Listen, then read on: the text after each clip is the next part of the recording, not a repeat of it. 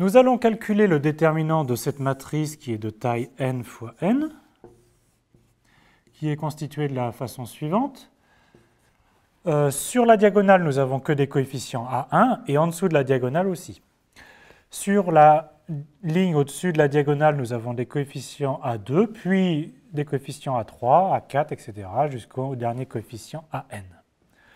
Alors, comme il y a beaucoup de coefficients A1, on va essayer de simplifier la matrice en se débarrassant d'un maximum de coefficients A1. Donc, je vais appeler C1, C2, C3, etc., Cn les colonnes de cette matrice. Et je vais faire les opérations élémentaires suivantes. Je vais remplacer la colonne CI par la colonne CI moins la colonne C1. Ceci pour I est égal à 2, 3 jusqu'à N. Alors, qu'est-ce qui se passe quand on fait cette opération élémentaire? Alors, tout d'abord, on conserve la première colonne qui est constituée que de A1. Pour la deuxième colonne, on fait A2 moins A1. Puis le coefficient A1 moins A1 fait 0, A1 moins A1, 0, etc. Tout ce qui est en dessous de ce coefficient est donc nul. Pour la troisième colonne, on fait A3 moins A1. Ensuite, le coefficient en dessous, c'est A2 moins A1. Et ensuite, A1 moins A1, ça fait 0. Et pour tous les coefficients en dessous, ça fait 0. Et quand on répète ceci pour toutes les colonnes, on a des zéros sur la diagonale et en dessous, et des coefficients du type AI moins A1 pour les autres.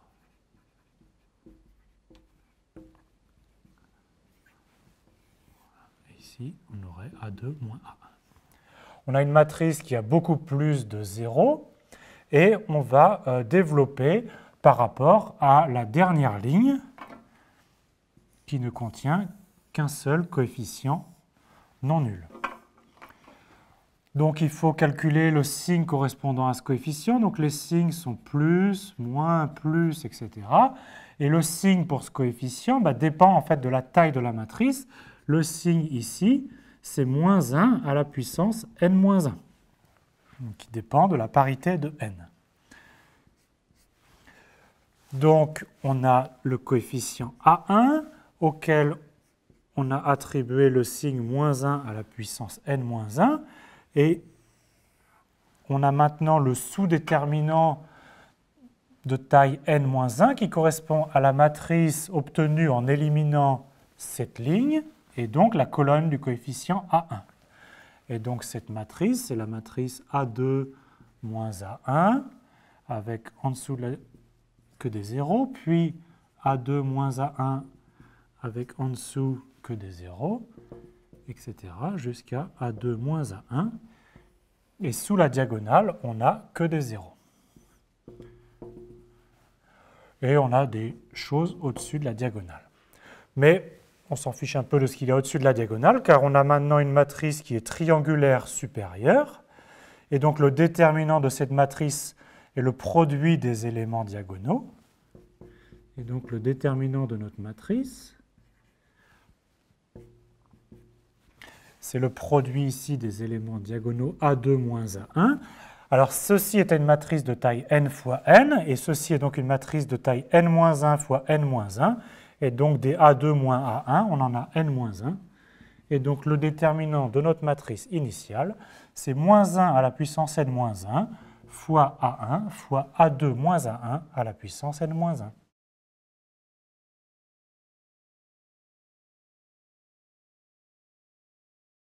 On continue avec le déterminant de cette matrice qui a des 1 sur la diagonale, des 1 en dessous de la diagonale, des 0 partout ailleurs, sauf un 1 tout en haut à droite. Alors, comme d'habitude, on va essayer de simplifier un peu cette matrice avant de calculer le déterminant. On va faire apparaître des 0 sous la diagonale. Donc, on ne touche pas à la première ligne. Donc, il y a un 1, 0, 0, 0 et un 1 à la fin. Et on va faire ici, L2 donne L2 moins L1.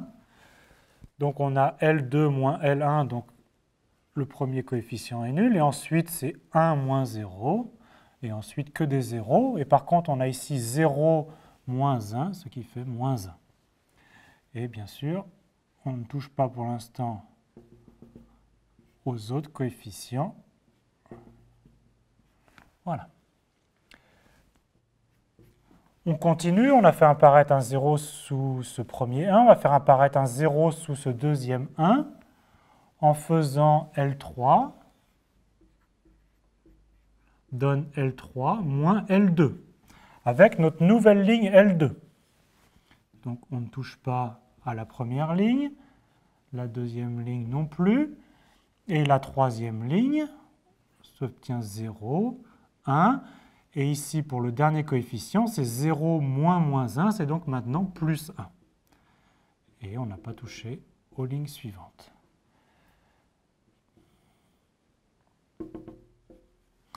Et donc on voit que par ce processus, on fait apparaître petit à petit des zéros sous la diagonale.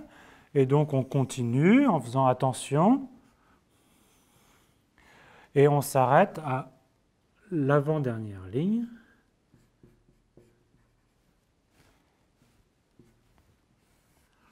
Donc on a des 1 sur la diagonale. Sur la dernière colonne, on alterne plus 1, moins 1, plus 1, moins 1. Et quand on a fait l'opération que l'avant-dernière ligne, on la soustrait à celle d'avant, on obtient 1, ici moins 1 puissance n, et donc des zéros partout ailleurs. On n'a pas encore touché à la dernière ligne, mais on va faire en fait la même opération, mais il faut faire un petit peu attention. Donc on remplace la dernière ligne par ln moins 1, ce qui fait disparaître ce coefficient-là. On a donc des 1 partout, mais il faut faire attention, on a 1 moins moins 1 puissance n ici. Et bien sûr, ici, toujours plus 1, moins 1, plus 1, moins 1, etc.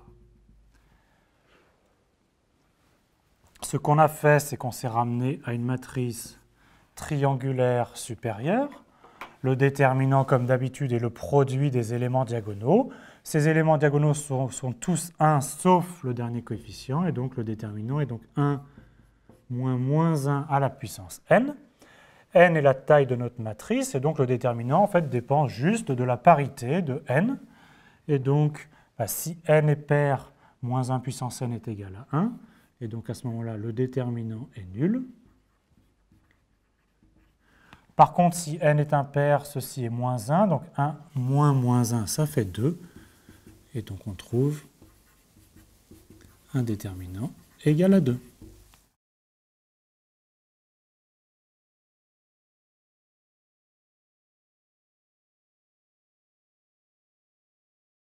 Cette matrice de taille n fois n est faite de la façon suivante. En dehors de la diagonale, on n'a que des coefficients a, et sur la diagonale, des coefficients a plus b. Alors, comme on a beaucoup de a, on va essayer de se débarrasser d'un maximum de a. Donc on appelle C1, C2, etc., Cn les colonnes de la matrice. Et donc on va soustraire la colonne C1 par exemple aux autres colonnes. Ceci pour i est égal à 2 jusqu'à n. Donc ça signifie qu'on ne touche pas à la première colonne. Et pour la deuxième colonne, on a a moins a plus b, donc ça commence par moins b. Et ensuite, sur la diagonale, a plus b moins a, ça fait b. Et en dessous de la diagonale, ça fait du a moins a, a moins a, a moins a. En dessous de la diagonale, on a maintenant que des zéros. Pour la troisième colonne, c'est toujours pareil. Ça commence par a moins a plus b, donc ça commence par moins b. Et ensuite, ça va être du a moins a, donc 0. Et à la diagonale, on arrive à a plus b moins a, ça fait b. Et ensuite, que des zéros. Et donc jusqu'à la dernière colonne. Donc le processus est ainsi. On a toujours moins b au début. Ensuite, des zéros jusqu'à la diagonale. On a b sur la diagonale. Et puis en dessous de la diagonale, on n'aura aussi que des zéros. On a une matrice beaucoup plus sympathique qui a beaucoup de zéros. Et on veut encore la simplifier on veut faire disparaître sur la première ligne, par exemple, tous les coefficients moins b. Alors pour ça, qu'est-ce qu'on va faire? Pour faire disparaître ce coefficient b, à la ligne ici, j'appelle mes lignes donc L1, L2, etc. jusqu'à Ln. Je peux ajouter à la ligne L1 la ligne L2, ça va faire disparaître ce coefficient-là. Ensuite, je pourrais ajouter à la ligne L1 la ligne L3, ça ferait disparaître ce coefficient-là.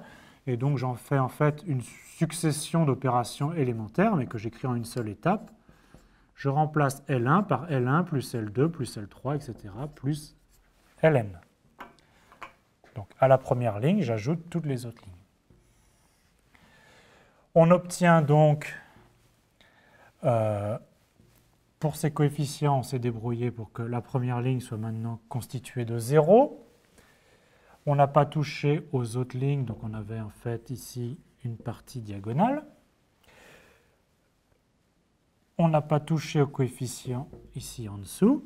Et pour ce coefficient-là, c'est a plus b plus a plus a plus a plus a plus a. Et donc c'est en fait na plus b. On a maintenant une matrice qui est triangulaire inférieure. Le déterminant est le produit des éléments diagonaux. Et bien donc on a b qui est répété n-1 fois et multiplié par na plus b.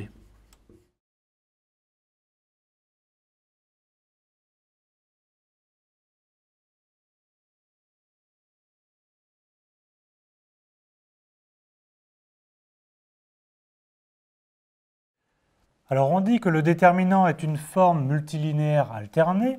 Alors voyons ce qui se cache sous ces mots.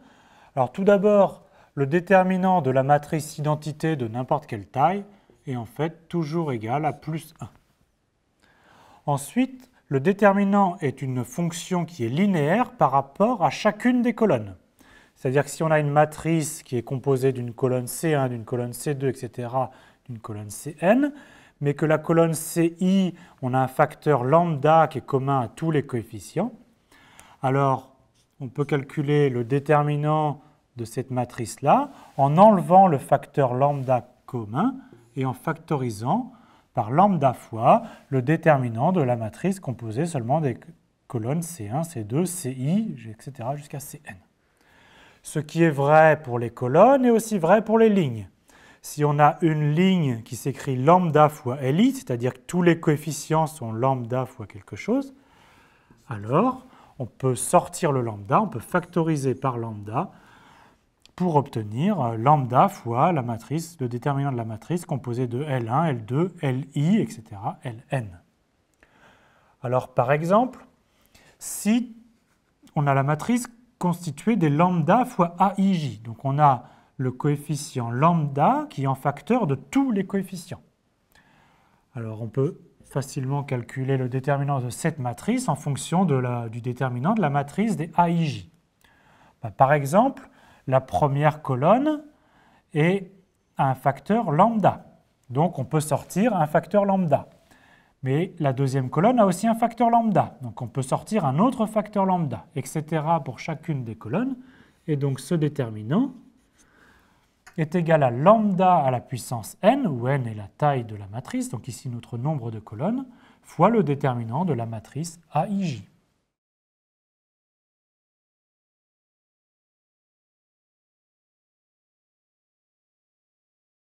Continuons d'expliquer la partie multilinéaire.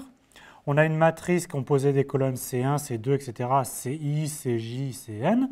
Et souvent, une opération que l'on a fait pour simplifier, par exemple, la colonne Ci, c'est on lui ajoute ou retire une autre colonne Cj à un facteur éventuel près. Donc, en fait, le déterminant de cette matrice-là est égal au déterminant de la même matrice où on a remplacé la colonne Ci par Ci plus lambda Cj. Il faut bien sûr que I et J soient distincts. Donc, on résume ça souvent en disant que le déterminant est invariant par la transformation élémentaire de remplacer la colonne Ci par Ci plus lambda fois Cj. Alors pour cela, il faut que J soit différent de I, et on peut le faire, ceci, quel que soit le réel lambda.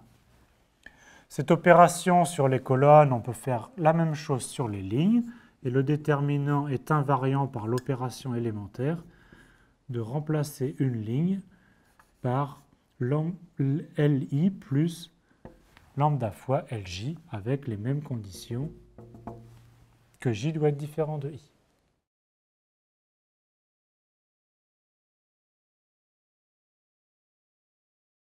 Terminons en expliquant la partie alternée.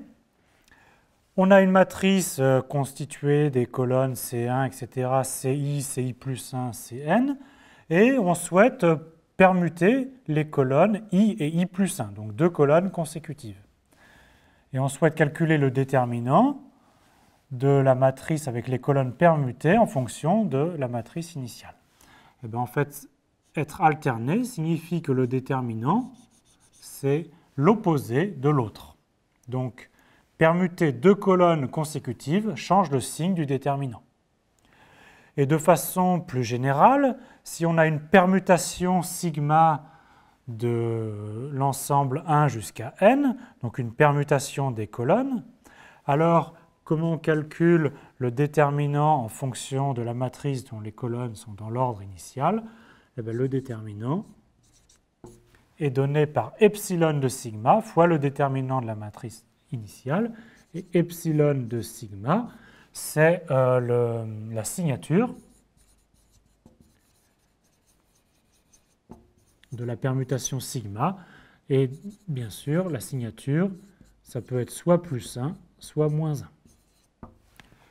Ces opérations que l'on fait sur les colonnes, ben on peut faire la même chose sur les lignes. Échanger deux lignes consécutives change le signe du déterminant, et faire une permutation sur les lignes donne fois epsilon de sigma, c'est-à-dire on multiplie par la signature pour obtenir le déterminant.